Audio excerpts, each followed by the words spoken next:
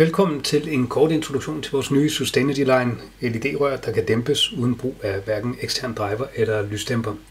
Rørene udmærker sig ved, at de kan dæmpes blot ved at switche med kontakten, og man kan således bruge dem i de fleste installationer, uden at skulle lave andet om, end man ville have gjort med alle mulige almindelige LED-rør.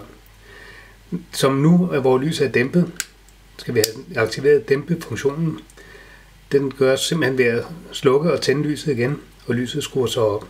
Når vi har nået et givet niveau, som for eksempel her, låses det fast ved, at man igen slukker og tænder lyset. Og så har vi låst den fast i den indstilling. Hvis man slukker for det hele og gerne vil have den her indstilling fremadrettet, er det bare at tænde almindeligt på kontakten. Så længe man ikke dobbeltklikker, altså aktiverer switchen inden for 30 sekunder 2 gange efter hinanden, så har man låst fast, og den indstilling holdes også fremadrettet.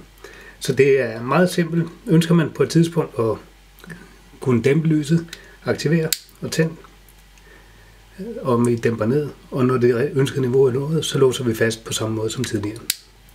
Simpelt og enkelt, nemt at gå til, virker i alle installationer. Så kontakt os for yderligere oplysninger. Det er i hvert fald en god mulighed for at få opgraderet sin installation for små penge. Tak skal I have. Hej.